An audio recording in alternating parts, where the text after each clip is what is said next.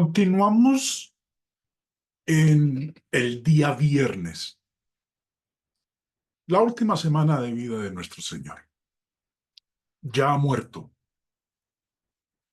Y lo último que estuvimos nosotros estudiando fue lo relativo a que a los dos ladrones que estaban al lado y lado del Señor les partieron las piernas para acelerarle la muerte.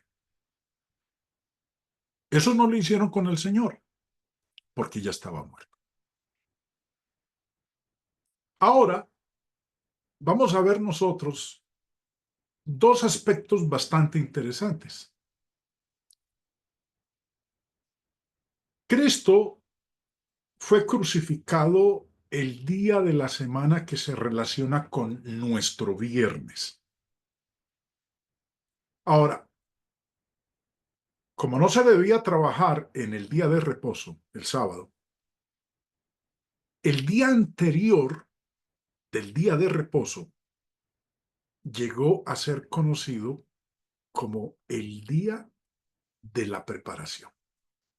Ya va. Espera un momento. Si te gusta el ancla del Evangelio y te has visto beneficiado en algún momento y quieres que siga existiendo este proyecto, puedes apoyarnos a través del botón unirse aquí mismo en nuestro canal de YouTube. Y es que solo por el monto mensual del precio de un café que te tomas cada día, estarás ayudando a que el ancla del Evangelio se mantenga en pie.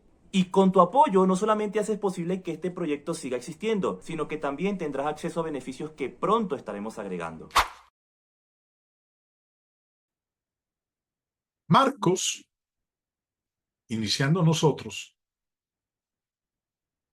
nos muestra que hubo un hombre que se atrevió a ir donde Pilato, a pedir el cuerpo del Señor.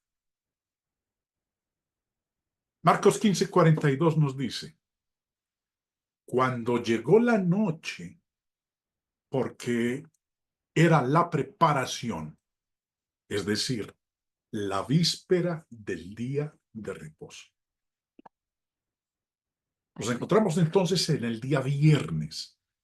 Está a punto de empezar el día de reposo. Cuando llegó la noche, dice ahí Marcos. Bueno, no podemos decir nosotros exactamente llegó la noche, porque acorde al método judío de contar el tiempo, cuando llegaba la noche era cuando empezaba el día de reposo. Más bien, como lo vierte la Biblia de las Américas, dice ya al atardecer. ¿Sabes? No la noche como tal, porque todavía era la víspera del día de reposo. Entonces, antes de que empezara el día de reposo, José de Arimatea fue a pedir permiso para enterrar al Señor. Dice Juan 19:38, José de Arimatea, un hombre rico, varón bueno y justo, miembro noble del concilio que también esperaba el reino de Dios.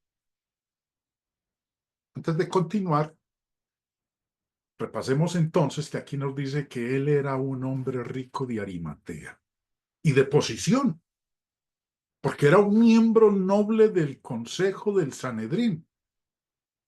Y él no había consentido en el plan del Sanedrín, en las acciones del Sanedrín que conllevaron la muerte de nuestro Señor.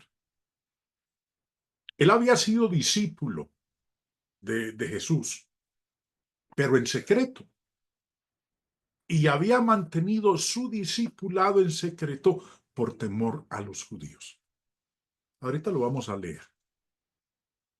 Ahora, José ya no ocultó su creencia en Jesús, porque se presentó con valentía ante Pilato y le pidió el cuerpo del Señor. Dice Marcos 15:43, miembro prominente del concilio que también esperaba el reino de Dios y llenándose de valor. Antes, como dije hace un momento, él era discípulo del Señor en secreto, porque le temía a los judíos, temía que ellos se dieran cuenta. Pero ahora eso se acabó. Ahora se llena de valor, va ante Pilato y le pide el cuerpo del Señor. Dice que él no había consentido en el acuerdo ni en los hechos de ellos, o sea, pues del concilio judío, del Sanedrín. Discípulo de Jesús, nos dice Juan, pero secretamente por medio de los judíos. Pero ahora va ante Pilato y le pide que le permita llevarse el cuerpo de Jesús. Ya no más cobardía, ya no más andar en secretos. Ahorita él públicamente se muestra y se presenta como un discípulo del Señor. Antes no. Antes era discípulo de Jesús en secreto. Ya no más. El entierro de nuestro Señor presenta una paradoja, una escena que parece una paradoja. Dos hombres, ambos miembros del Sanedrín, acuden como amigos suyos a enterrarlo. José de Arimatea, de quien acabamos de hablar, varón bueno, justo, que no había consentido en el consejo del Sanedrín y la acción de los judíos, acude a Pilato para pedirle el cuerpo de Jesús. Habíamos leído en una lección anterior que según la ley judía, ni siquiera el cuerpo de un criminal debía dejarse expuesto toda la noche, sino que tenía que enterrarse el mismo día.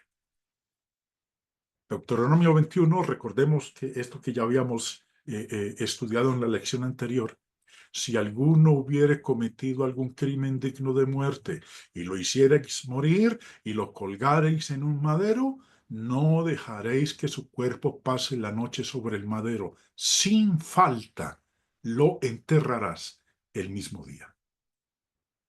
Ahora, esto era doblemente obligatorio, porque como en el caso del Señor, el día siguiente era el sábado, el día de reposo. Señor Barclay, en su comentario respecto de esto que estamos nosotros mencionando, escribe lo siguiente. Según la ley judía, ni siquiera el cuerpo de un criminal debía dejarse expuesto toda la noche, sino que tenía que enterrarse el mismo día. Si alguno hubiere cometido algún crimen digno de muerte y lo hiciereis morir y lo colgareis en un madero, no dejaréis que su cuerpo pase la noche sobre el madero. Sin falta lo enterrarás el mismo día. Esto era doblemente obligatorio cuando, como en el caso de Jesús, el día siguiente era sábado. Según la ley romana, los parientes de un criminal podían solicitar su cuerpo para enterrarlo. Y si no lo solicitaba nadie, se dejaba a merced de los perros y de los animales carroñeros. Entonces, para que eso no sucediera con el Señor, José de Arimatea va a Pilato, le ruega que le permita llevarse el cuerpo de Jesús.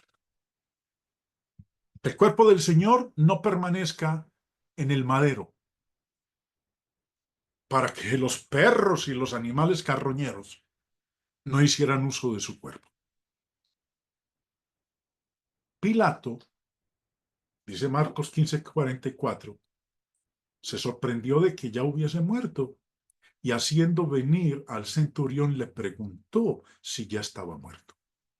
E informado por el centurión, dio el cuerpo a José. Recordemos, era el viernes por la tarde y el sábado se estaba acercando. No se podía perder tiempo. No podían demorarse más si era que iban a hacer los honores debidos al cuerpo sagrado del Señor. Pilato se lo dio a José de Arimatea, porque eso estaba dentro de su autoridad y era un favor que se concedía a veces en circunstancias equivalentes. Ahora bien, nos dice el verso 38, entonces vino y se llevó el cuerpo de Jesús.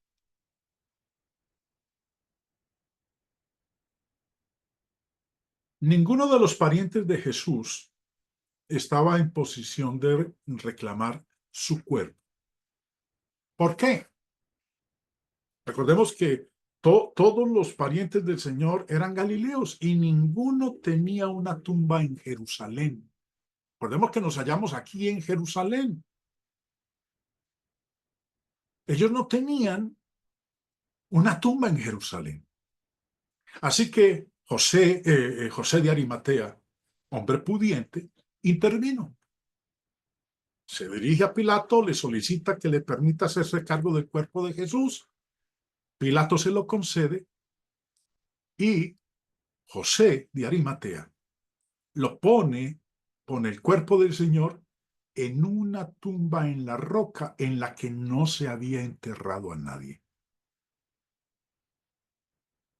Por esa acción, José siempre ha sido recordado como el hombre que le dio una tumba a Jesús. ¿Qué sigue a continuación? Bueno, ya José ha pedido el cuerpo del Señor. Y lo que sigue a continuación es que Jesús es puesto en la tumba de José. Y va a intervenir otro personaje, otro protagonista, Nicodemo. También Nicodemo, el que antes había visitado a Jesús de noche, vino trayendo un compuesto de mirra y de aloes, como 100 libras. La misma ley espiritual que había traído a José a la confesión abierta. Recuerden que leíamos hace un momento que él era discípulo secreto del Señor, pero ya no más. Ahora José se había armado de valor y se había presentado ante Pilato. Nicodemo,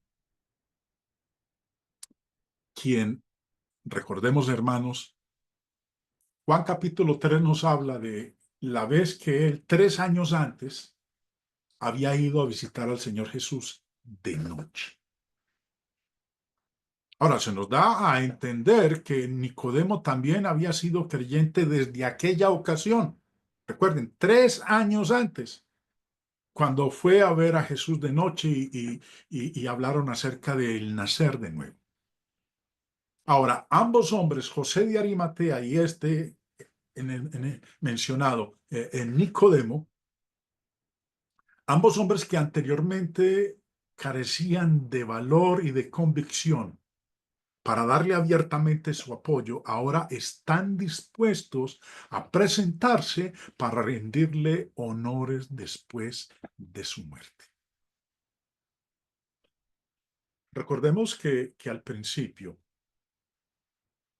Nicodemo había acudido a Jesús de noche y él también había hecho una sugerencia ante sus colegas, no ya en favor de Cristo, sino subrayando que incluso en su caso había que cumplir la ley y hacer justicia. Él había dicho allá, reunido con el concilio, en Juan capítulo 7, verso 50, ¿juzga acaso nuestra ley a un hombre sin haberle oído primero? Ahora viene trayendo un compuesto de mirra y de aloes. como de 100 libras. Una mezcla fragante, bien conocida entre los judíos, utilizada para ungir o enterrar. José de Arimatea había provisto los lienzos y su propio sepulcro nuevo. Nicodemo ahora provee las especias aromáticas. Trajo como unas 100 libras, una mezcla de mirra y de aloes que se utilizaba para el entierro. Era usual emplear especias olorosas en los enterramientos en el Antiguo Testamento. Segunda de Crónicas 16 nos dice en el verso 14, y lo sepultaron en los sepulcros que él había hecho para sí en la ciudad de David, y lo pusieron en un ataúd, el cual llenaron de perfumes y diversas especias aromáticas preparadas por expertos perfumistas. La cantidad de 100 libras que aquí se menciona en el Juan 19:39, de seguro que costaría una suma muy considerable de dinero. Continuando, Juan 19:40. Tomaron pues el cuerpo de Jesús y lo envolvieron en lienzos con especias aromáticas, según es costumbre sepultar entre los judíos. Después de que habían limpiado de sangre y de polvo el cadáver del Señor, lo amortajaron al estilo judío, cubriéndolo con una mezcla de mirra y aloe, como vimos, Nicodemo había preparado. Ahora, al ser tal la cantidad de este compuesto, los lienzos quedarían adheridos firmemente al cuerpo del Señor, formando una masa compacta, digna de tenerse en cuenta para poder entender Juan capítulo 20, versículos 5 al 7. Allá llegaremos más adelante en nuestras lecciones. Ahora, dice aquí Juan, en la parte final del verso 40, que eso era según la costumbre de los judíos al sepultar un cuerpo. El método de los judíos difería del proceso de embalsamiento de los egipcios. Nosotros hemos visto documentales en televisión sobre el proceso de embalsamiento que practicaban los judíos. Corrijo, los egipcios. Ahora, estos últimos, los egipcios, extraían todas las vísceras, o sea, pues las entrañas y el cerebro, y mediante un horneado y otros procesos hacían que la cáscara restante del cadáver fuera incorruptible y casi imperecedera. El proceso de los judíos, el proceso de sepultura de los judíos difería de la cremación romana y se enfatiza, se daba importancia entre los judíos a un funeral espléndido, y este costoso entierro no carecía de un profundo significado entre ellos. Siguiendo, dice en el verso 41, y en el lugar donde había sido crucificado había un huerto, y en el huerto un sepulcro nuevo, en el cual aún no había sido puesto ninguno. Un sepulcro nuevo sin usar, nunca se había utilizado. Nuevo en el sentido de que no había sido usado, por lo que la descomposición cadavérica no había entrado en el sepulcro. Por eso era un lugar muy apropiado para hacer la tumba del Señor. Ahora Juan, aquí en el versículo 41, dice que este huerto estaba en... Mire cómo empieza diciendo el verso 41, y en el lugar donde había sido crucificado había un huerto. José había preparado esta tumba para sí mismo, porque eso no era raro entre los judíos. En esta tumba, Juan y Lucas, en su evangelio, nos informan que no había sido puesto ningún nombre. La parte final del verso 41 dice, en el cual aún no había sido puesto ninguno. Esto fue ordenado así en la providencia de Dios. A lo mejor para que no hubiera sospecha sobre su identidad cuando resucitara, para que no se alegara que otra persona había resucitado o que él había resucitado al tocar los huesos de algún profeta, como sucedió en el caso del cadáver que tocó los huesos de Eliseo. Allá en Segunda de Reyes capítulo 17 nos habla de eso. Verso 42. Allí pues, por causa de la preparación de la Pascua de los judíos, y porque aquel sepulcro estaba cerca, pusieron a Jesús.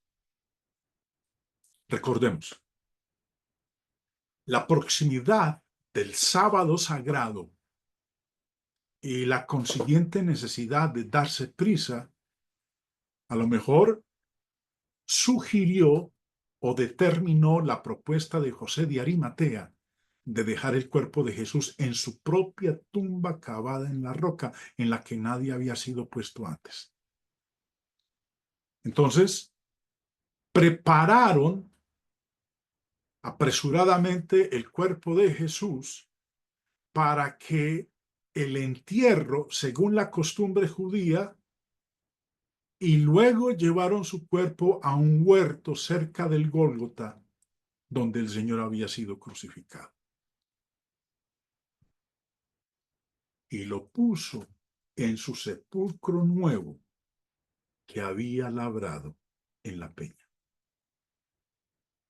No era entonces un sepulcro natural, sino que se había hecho a propósito mediante excavación en la roca. Eso debe haberle costado bastante dinero a José de Arimatea. Bueno, era un hombre pudiente, era un hombre rico. Ahora, esta era una manera común de construir tumbas en Judea. Como estaba labrada en la peña, no había otra manera por la cual los discípulos pudieran tener acceso a ella, sino por la entrada, en la cual estaba colocada la guardia. Y por consiguiente, era imposible que se robaran el cuerpo. Con respecto a la práctica judía de un sepelio y su sepulcro, el señor Alfred Edelstein, en su libro La vida y los tiempos de Jesús el Mesías, nos ilustra. Escribe él: las tumbas tenían que estar por lo menos a 1,5 pies de distancia. Se consideraba una deshonra para el muerto el ponerse de pie o andar por encima del césped de una tumba. Parece que se plantaban rosas y otras flores sobre las sepulturas. Pero los cementerios o lugares de entierro comunes, al parecer en los tiempos antiguos, se usaba solo para los pobres, los cementerios, o para los extranjeros. En Jerusalén había también 2 lugares donde eran enterrados los criminales ejecutados. No hay que decir que todos estos lugares se hallaban fuera de la ciudad, pero hay abundante evidencia de que no había un cementerio propio en cada pueblo y no era raro que hubiera que transportar los cuerpos. En realidad, no se menciona ningún cementerio entre los 10 requisitos para una comunidad judía plenamente organizada. Los nombres dados a las tumbas, así como al cementerio en sí, son de interés. Por lo que se refiere a las primeras, mencionamos nombres como la Casa del Silencio, Casa de Piedra, la Hostería, o sea, el lugar donde se pasa la noche, el lugar de descanso, el Valle de la Multitud o el Valle de los Muertos. El cementerio era llamado la Casa de las Tumbas o el Patio de Entierros y la Casa de la Eternidad. Como eufemismo, morir era designado como ir al descanso, ser completado, ser reunido al mundo o a la casa de la luz, ser retirado o escondido. El entierro sin ataúd parecía haber continuado durante bastante tiempo y se dan reglas de cómo había que cavar una fosa del tamaño del cuerpo y había que rodearla de una pared de piedras sueltas para impedir que cayera tierra en ella. Cuando más adelante los entierros bajo tierra tuvieron que ser defendidos contra la idea parsi de la incineración, los teólogos judíos discuten con más detalle la cuestión del entierro y describen la entrega del cuerpo a la tierra como una especie de expiación. Era una costumbre curiosa la práctica de que los niños que habían muerto unos pocos días después del nacimiento debían ser circuncidados en sus tumbas. Los niños que no llegaban a un mes al morir eran enterrados sin ataúd o duelo, y como algunos han pensado, en un lugar especial. Los suicidas no recibían todos los honores de los que habían muerto de muerte natural. Y los cuerpos de los criminales ejecutados eran puestos en un lugar especial, de donde sus parientes más adelante podían retirar sus huesos. El entierro terminaba echando tierra sobre la tumba. Al hablar de estas tumbas en huertos, no podemos por menos que pensar en aquella que durante 3 días retuvo al Señor de la vida, lo que hace los detalles profundamente interesantes. Es mejor, quizá, dar aquí, más bien que después, estos 3 puntos. No solo los ricos, sino también los de posición moderada tenían tumbas propias, que probablemente adquirían y preparaban mucho antes de que fueran necesitadas y eran cuidadas y heredadas como propiedad privada y personal. En estas cuevas o tumbas cavadas en la roca, yacían los cuerpos después de haber sido ungidos con muchas especias, con mirra, aloes y en períodos posteriores con hisopo, aceite de rosas y agua de rosas. El cuerpo era vestido y en un período posterior envuelto, si era posible, en tela usada en que se había colocado originalmente un rollo de la ley. Las tumbas eran excavadas o eran cuevas naturales, o bien era una bóveda con paredes y nichos en los lados. Una cueva o bóveda así, de unos 6 pies de ancho, 9 de longitud y 6 de alto, contenía nichos para 8 cuerpos, 3 en cada uno de los lados y 2 en el extremo opuesto a la entrada. Cada nicho era de 6 pies de longitud y una altura de 7 palmos y anchura de 6 palmos. Todos estos nichos eran llamados cujín, cuquín. Estos números, naturalmente, son los requeridos por la ley en los contratos. Cuando una persona se hacía construir una para sí mismo, las dimensiones de las paredes y el número de coquín podían variar naturalmente. A la entrada de la bóveda había un patio de 9 pies en cuadro para poner el ataúd y con sitio para los portadores. Algunas veces se abrían 2 cuevas en un patio así. Es difícil decidir si la segunda cueva de que hablamos servía como osario. Lo que es seguro es que después de algún tiempo los huesos eran recogidos y puestos en una caja ataúd, habiendo sido primero ungidos con vino y aceite y luego eran juntados con tela o sábanas. La cruz había sido bajada y colocada sobre el suelo, los clavos arrancados, y se había soltado las cuerdas. José, con los que le ayudaban, envolvió el sagrado cuerpo en un lienzo limpio de lino, y rápidamente lo llevó a la tumba excavada en la roca en un huerto cercano. Esta tumba o cueva tenía nichos donde se ponían los muertos. Se recordará que a la entrada de la tumba y dentro de la roca había un pequeño patio de unos 9 pies en cuadro en que corrientemente se ponía el féretro, y sus portadores se reunían para pronunciar el último oficio de los muertos. Allí se supone que José había llevado el cuerpo sagrado y luego tuvo lugar la última escena. Era en el patio de la tumba que tuvo lugar este embalsamiento apresurado, si se le puede llamar así. No parece haber tomado parte en él ninguno de los antiguos discípulos de Cristo. Mas recordemos que sus discípulos todos habían huido.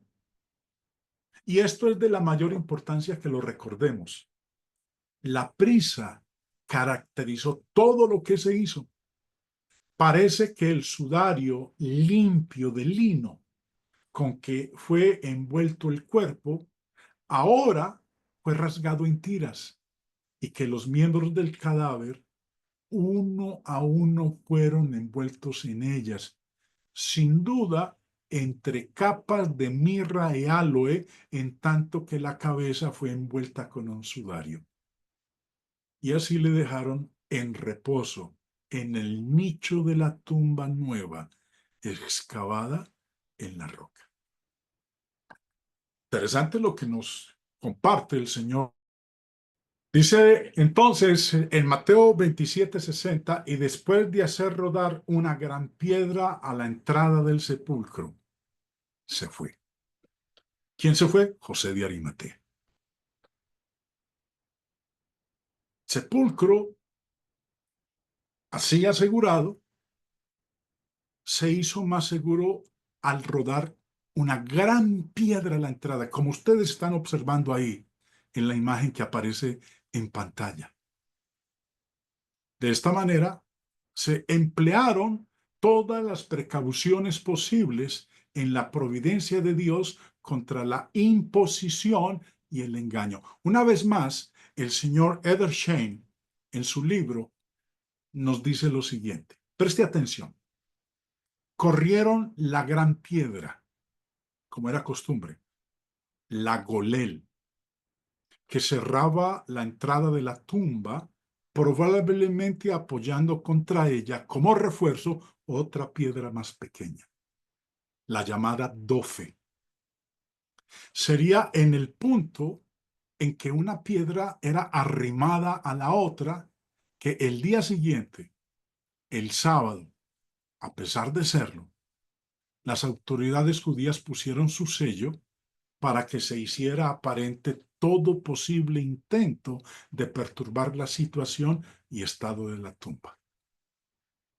Adelantándome un poquito, porque eso lo vamos a ver en la próxima clase, esto que estamos leyendo aquí, esta última parte que leímos en la cita del señor Edersheim, pues tiene que ver cuando las autoridades judías fueron ante Pilato y le solicitaron que pusieran una guardia en la tumba del Señor, a fin de evitar que se robaran el cuerpo y que luego sus discípulos dijeran que él había resucitado. Pero de eso vamos a hablar en la próxima lección. Entonces, con el rodar de la piedra a la entrada del sepulcro, quedó terminado el funeral. ¿Qué sigue después de esto? Las mujeres. Las mujeres que lloran ante el sepulcro y preparan la unción. Se nos menciona a dos mujeres. Y lo interesante en esta narración que vamos a tener a continuación es que no se menciona a la madre del Señor, a María. Tal parece que ella no llegó hasta acá, hasta el momento de la sepultura del Señor.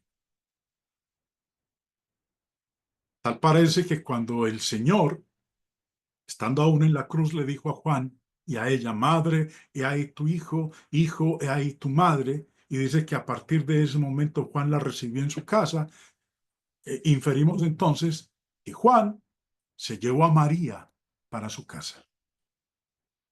Porque en el sepelio del Señor ni siquiera estuvieron los apóstoles. María no estuvo presente en el entierro del Señor. Pero vamos a leer. Dice, y María Magdalena y María, la madre de José. Preste atención a lo que dice aquí. Y María Magdalena y María, la madre de José. Como dije hace un momento, hermanos, no se menciona en la narración que María, la madre del Señor, hubiese estado presente en la sepultura de su hijo. Las mujeres son mencionadas nuevamente de manera específica como testigos del entierro de Jesús, y esto prepara a los lectores para el regreso de las mujeres a la tumba al día siguiente del día de reposo. De eso vamos a hablar en la próxima lección. Ahora, quiero que le prestemos atención. Vamos a devolvernos unas horas antes. Las mujeres al pie de la cruz. No al pie del sepulcro del Señor. Juan, en el capítulo 19, verso 25, Mateo y Marcos, nos mencionan las mujeres que estuvieron al pie de la cruz del Señor. Juan 19, 25 empieza diciendo, estaban junto a la cruz de Jesús su madre y la hermana de su madre. ¿Quién era la hermana de su madre? Era la mamá de los hijos de Zebedeo. ¿Y cómo se llamaba esa hermana de María? Se llamaba Salomé. También hubo otra mujer al pie de la cruz, María, la mujer de Cleofas. Ella era la mamá de Jacobo y de José. Lo dice también Marcos en el capítulo 15. María, la madre de Jacobo el menor y de José. Finalmente, en Juan 19 nos dice que otra de las mujeres que estuvo al pie de la cruz fue María Magdalena. Lo dice Mateo y lo dice Marcos. Pero en el caso de las mujeres presentes en el sepulcro, no aparece María, la madre del Señor. ¿Qué pasó con ella? Pues que Juan, acatando la petición que le había hecho el maestro, se la llevó para su casa. Mas Juan no estuvo presente en el sepelio del Señor. Se fue con María. El Señor se la había encargado y entonces se la llevó para su casa.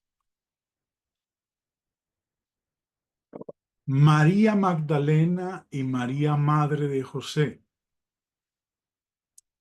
se hallaban cerca de la tumba.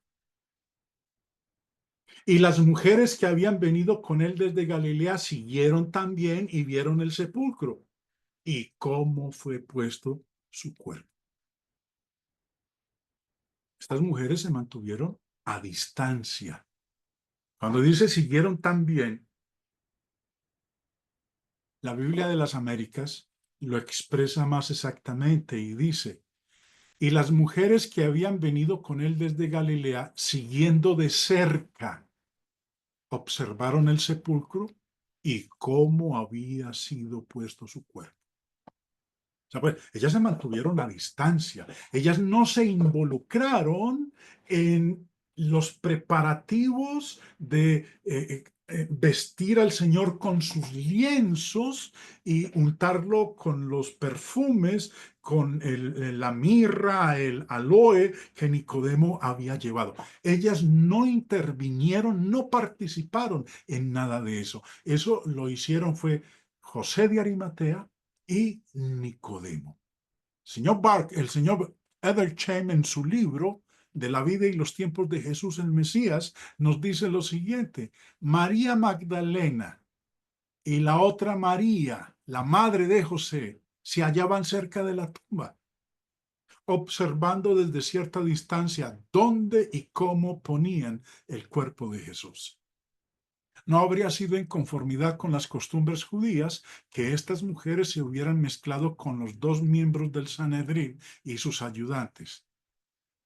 Desde el lugar en que se hallaban, solo podían tener una idea vaga de lo que estaba pasando dentro del patio.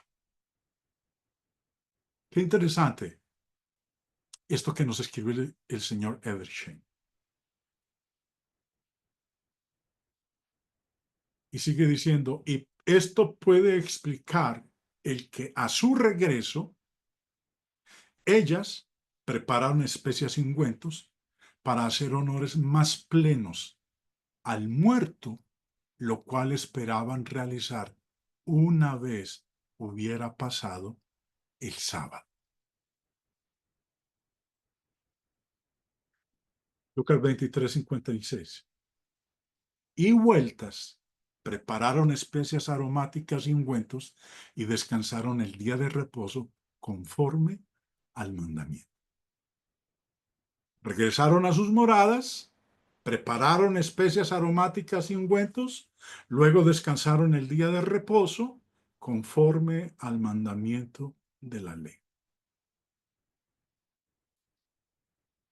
El principio del día de reposo estaba tan cerca que no alcanzaron a realizar todos los preparativos antes del comienzo del día de reposo.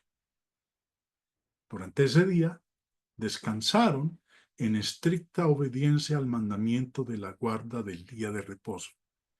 Porque, y esto es de la mayor importancia que lo recordemos, la prisa caracterizó todo lo que se hizo para poder sepultar al Señor antes de que empezara el día de reposo. Hasta aquí, hermanos. Espero que hayamos aprendido bastantes cosas en esta sección. Cuando José de Arimatea fue y reclamó el cuerpo del Señor, y luego con ayuda de Nicodemo y sus colaboradores enterraron a nuestro Señor.